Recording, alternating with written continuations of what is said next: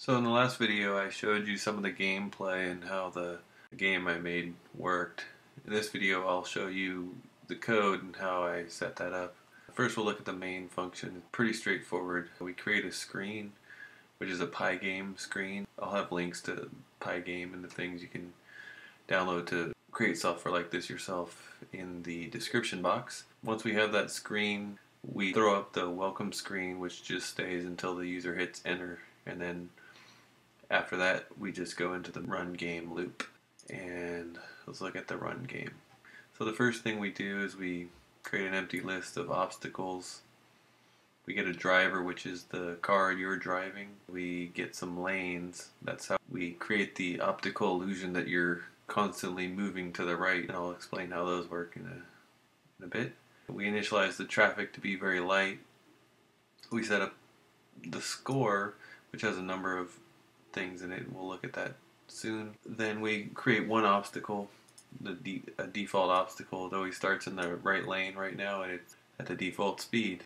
Then we set up some images for the background and we set the key repeat rate.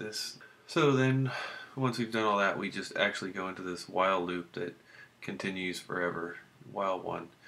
First we get the pressed keys, and then for each event in the Pygame event loop, we do some things. If the right arrow key is pressed, we accelerate the driver.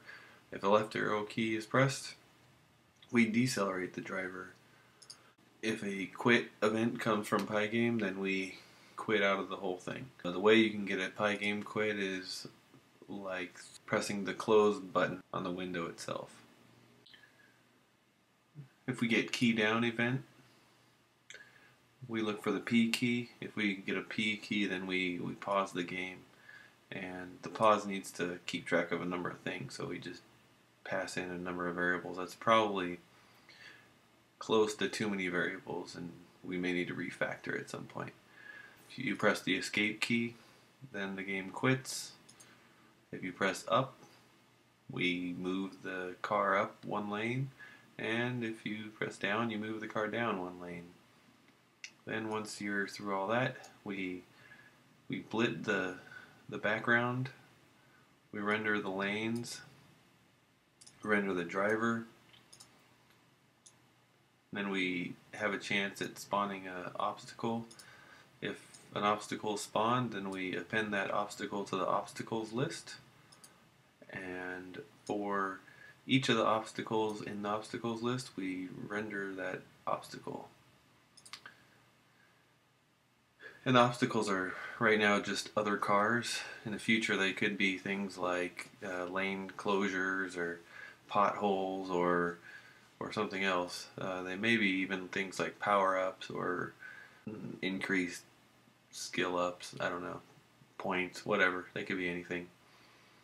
Haven't decided everything that'll go into this game. So then for each of the obstacles we look to see if it's colliding with your car. If it is, that's game over. We go to game over. Then for each of the obstacles, if they've gotten far enough off the screen that we've passed them for a couple car lengths, then we basically add them to the score, and the score that you get for passing a car increases based on how fast you're going. Then eventually we have to remove those obstacles out of the list, and every 10 cars we increase the traffic. That's going to be configured differently probably later. I haven't decided how I'm going to make the game work, but I'm thinking about having different levels. So maybe you'll pass 100 cars, then you'll go to level 2, something like that. And each level may have different variations for the traffic patterns or the new things that can pop up in your way, or however that works out. Then finally we render the car last, and then the flip command just says flip it out onto the actual screen. We can look at the init function.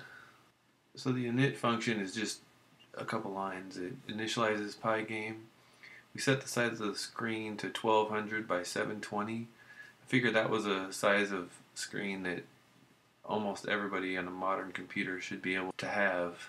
It seems like a decent size. Anyway, and this is the screen that we return, and that's what we continue to write to all the time. We'll look at the welcome function. All we do here is we just display a welcome screen until the user presses enter. Load the image, get the rectangle around it, then move it to 40 pixels down, 40 pixels in. Then we just run through a while loop forever, continually splitting the screen with that rectangle that displays the welcome screen until the user presses either return and then it goes on with the game, or they could press escape and then quit right out. Let's look at some of the objects that are in use. The first one we'll look at is the driver object. This is you, this is your car. So it has a screen that it draws to. It starts out by default in lane 2. It starts out at the speed of 60, and then you have a max speed which is 250. And one of the other things I was thinking about having is different cars. Maybe you start out in a Ford Escort and then move your way up all the way to a Bugatti or whatever. But at this point, the car is configured to perform as a very high-end race car. I did some timing tests to see like 0 to 60 and 0 to 100 and 0 to 150, and I think it accelerates pretty similar to a Bugatti Veyron, and it brakes about as fast as whatever fastest car you can find that can stop. There's only a few functions in this. You can move. Basically, this is really simple since there's only 3 lanes. You either move up or you move down. If you're in lane 1, then you can't move up. If you're in lane 3, you can't move down. So it handles that logic pretty easily. And it's just 70 pixels between lanes, so those are just hard-coded in there. Then the acceleration, you see that the acceleration rates are different based on your speed.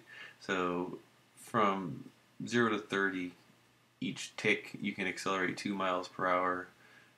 And then from 30 to 100, you're accelerating by 1 mile per hour. And then after you get over 150, you're accelerating by 0.6, and then 0.4, and then finally 0.2.